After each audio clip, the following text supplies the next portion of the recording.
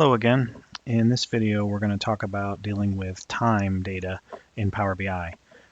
When I first started planning for this video, I was going to go straight to, the assumption that you had time columns and you needed to do calculations with them and format it in a logical kind of format here with days, hours, minutes, and seconds. But as I started putting that together, I realized there's a whole lot of points that I wanted to make around modeling time first. And with Power BI, data model is the most important thing because I always say simple model, simple DAX. So I thought I'd make a two-part video here. The first part talking about how to deal with time columns when you first bring them in the query editor. So most of this video is going to be done in the query editor. And I'll cover all these points when I'm done, and I'll try to make them all as I go through. There is one nice trick. I'll give a reference to Sam Fisher here. I used his article for a good technique to round your time to the nearest minute. I'll show you two ways to do that.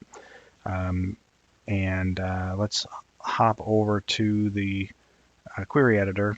And before I do, I just want to remind you, if you're learning stuff from these videos, please go ahead and follow me on Twitter at MahoneyPA and subscribe to the Hoosier BI YouTube channel so you hear about the new ones as they come out. All right, so let's jump over to the query editor. And some key points I want to make just about date and time data in Power BI before we get into stuff. So I just have this simple demo table.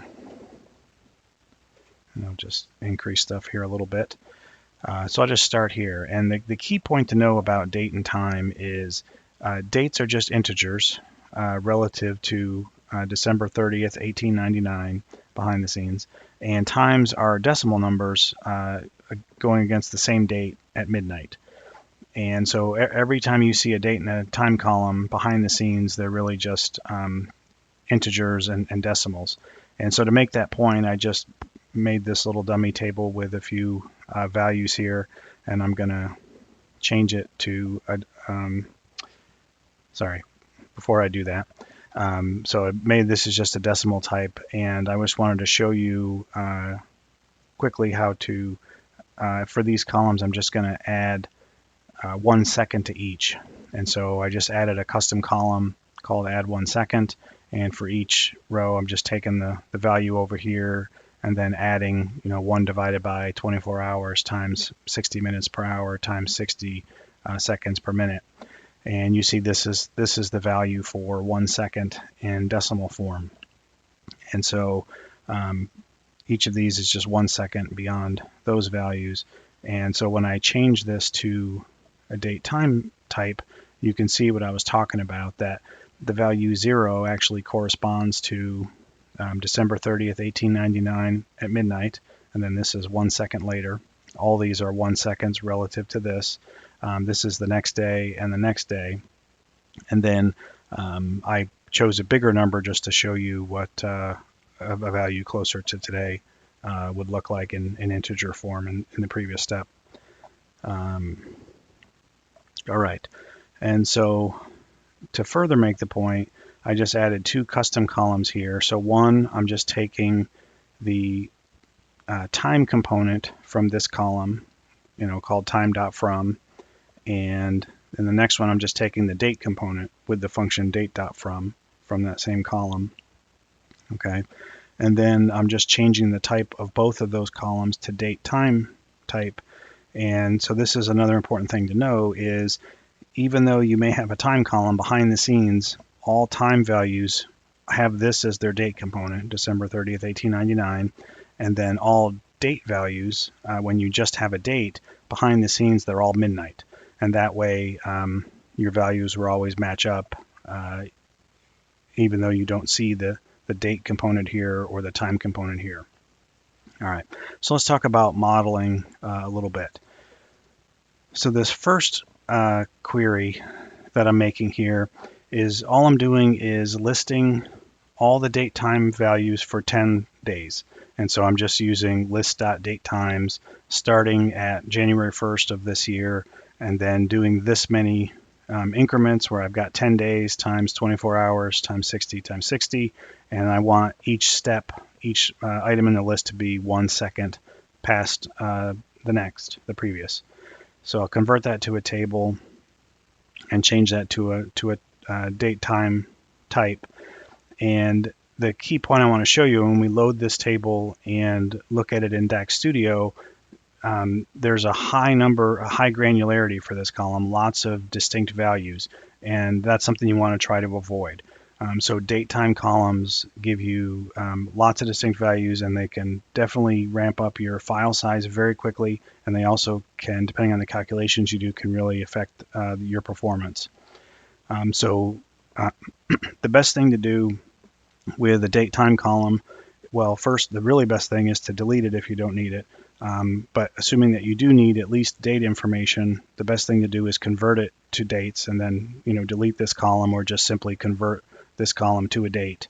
And if you do need to do time analysis, the best practice is to split your date and time values like this, and then delete this column, because the combination of this is far greater number of distinct values than just your dates, and then within a given day, there's only a certain number of seconds or minutes or whatever.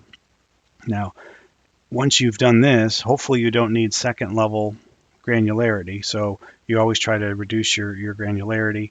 So, a good thing to do would be to just take the start of the hour, for example. So if you only needed to do hour analysis, that would be a good thing to do. And then, of course, you delete this column and this column. If you do need minute level analysis, there's two ways to get there. One would be to use a formula like this, where you go and take the time component or the hour component from there, the minute component from there, and then just make it 0 seconds, so that you're basically taking it to the start of the minute, and putting that inside the #time declaration there. The other way to do it, if you want to round it, so if you were at the 31 second mark, it would round it up to the next minute. You can use this technique that Sam Fisher had the article about, where you can use a function like this, and I'll make this PBIX file available for those that want to get this formula, but you can mathematically round it up or down to the appropriate minute. All right, and so once we load this, we're going to look at this in DAX Studio and see the sort of the granularity of this, and the file size impact of not splitting out your date times. Before we do that, I just want to show you a couple other tables before we load. So I made a different table, and so this is just a generic activities table. So say we had a bunch of activities. I think I made 1,000 rows of activities, and basically just generated start time and stop time.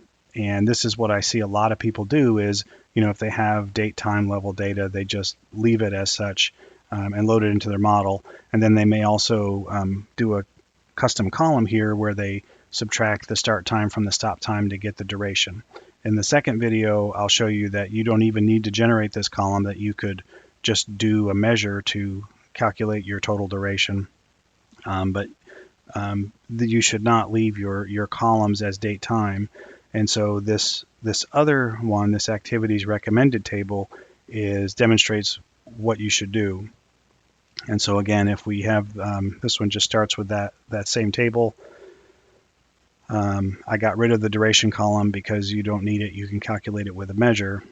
A lot of times your date time will come in as text, but one way to split them is to make it text if it isn't, and then split the column at the space, right? So that it'll actually split your date time into a date column and a time column. And so that's all I've done here. So those two date time columns are now 2 date columns and 2 time columns. And this is a better way to model your data to set you up for more performant analysis and smaller file size. And so then this last step just converts them to dates and time columns.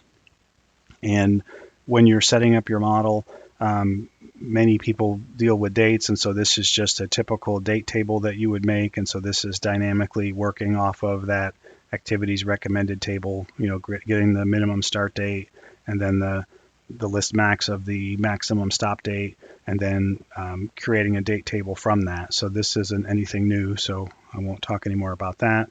But if you do need to do time analysis, you can also create a times table. And this one you don't really need to make dynamic off one of your other tables because a given day, has the same times in it. So you can just do something like this where you do use list.times, start at midnight, add this many seconds, and then increment by that duration. What you really should do is, again, try to reduce your granularity. So if you only needed hours analysis, you could just do 24. If you needed minutes, you could take off one of these and then increment by 1 minute and have a smaller number of things to iterate through. For example, if you write a measure like that. But then these steps make that a table, make that a time, and then just similar to a date table, you can make like a start of the hour. So if I want to aggregate or do analysis at the hour level, that kind of thing. So this is the start of the hour. This is to just take in the hour value.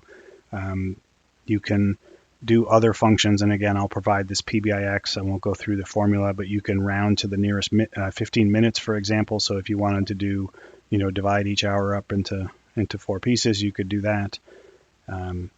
And then you can also do things like, categorizing things for if the hours between these times, call that morning, otherwise, this afternoon or evening or night, and you can come up with, again, analogous things like you would do in your date table. You could also do like a AM, PM column, that kind of stuff. So you could do analysis and compare your data along those categorical columns.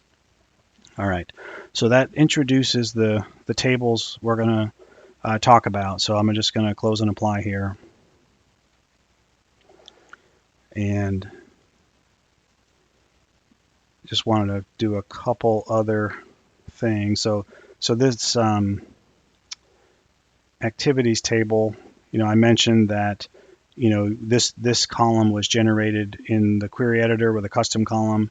You also can do a duration column in DAX. Again, I recommend you do neither of these things, and in the next video we'll talk about how to just do this with a measure instead, but it just shows you that you could do this with a DAX column.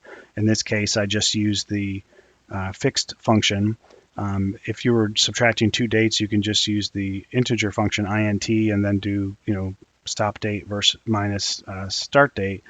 So the analogous way to approach that with date time columns is to use the fixed function and just subtract the 2 columns. And in this case, remember it was 1 times 10 to the minus 5 was how much 1 second was. And so, having this many fixed decimal places is sufficient for me to get enough precision to do that.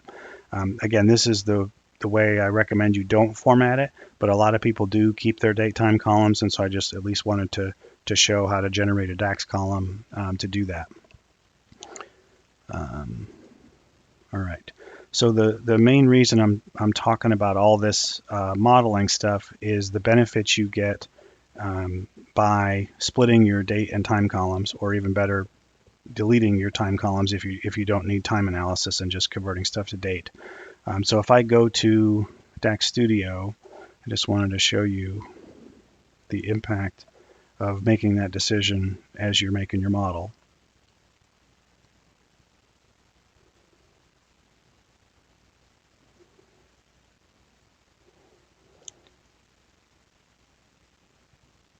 And if you're not already using DAX Studio, it's a powerful tool and you should use it. So I'm only going to show one simple thing that it's very useful for, is to go and look at your advanced tab and look at view metrics, and then you can see how much space different columns and tables are taken up in your model, and help you decide which things to delete to help you decrease your file size and improve performance. So if I just expand the 10 days column, remember this is a table that has 1 row for every second going from January 1st to 10 days. And it's really this column here, the hierarchy size, that tells you, that shows you how big the file is going to be. So if you look at just the date times column, again, this is only 10 days. we're already at 6.9 megabytes, and so if I were to save the file with just this column, that's how big the file would be. But if you look at these other ones, so assuming we delete that and all we kept was the times column and the dates column, for example, you can see it's greatly reduced. So 691 kilobytes. Again, if I didn't need to have 1 second precision and I just went with minutes, either of those approaches I showed you, you have another big reduction there. And of course, just keeping the dates over 10 days is next to nothing here. So that's, what I definitely wanted you to see about the benefit of splitting your date time columns. And then the activities table would have a similar benefit as that. The other thing I wanted to show is in the model view is, once you do split your date time columns, you notice here this activities that has date time columns together, is not connected here to the dates table because the values wouldn't match, because the time components wouldn't match. And you'd have to set up a date time where you had every single value there, which would be another huge table to add to your model. But if you split your date and time columns, you can then set up a model like this where, this is how I recommend you model that activities table. And then you can have two relationships from your dates table, one to the start date, one to the stop date. And similarly from the time table, you can have the start time and the stop time. Only one active relationship, so you'd have to deal with that in your DAX. But this gives you a lot of flexibility, and again reduces your file size and improves your performance. And when you have a date and a timetable like that, then you can, again, this is just that same image again. You can do things like this where you can make a matrix visual. And again, these are all randomly generated data, so they're very evenly distributed. But hopefully you get the idea where you can make kind of a heat map kind of thing, where you can show your dates as the rows and your hours on the columns, for example, and you can see how much activity or how well the activity was performed during that 1 hour block on that one day. Okay, so again, I just wanted to cover some key points about dealing with time and getting it set up right in your model.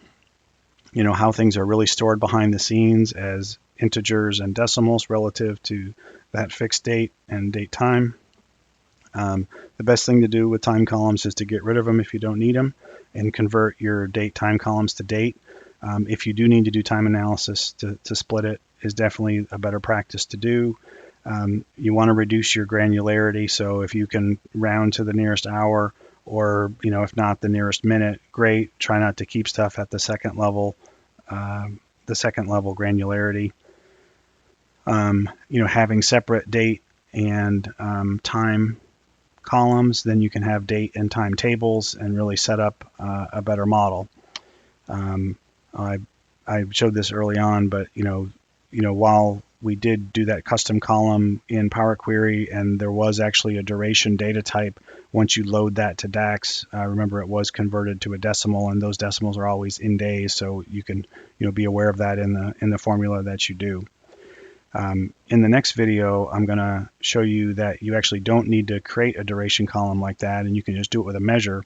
And then there's quite a few options you have to format those results. So basically, this video is going to teach you how to, treat them as the integers and decimals that they are, do your expression, do your aggregation, and then deal with formatting it at the back end. I see a lot of people, try to format it while it's in the column, for example, which leads to a headache when you go and try to do an aggregation of those. So we'll cover that in the next video. Thank you.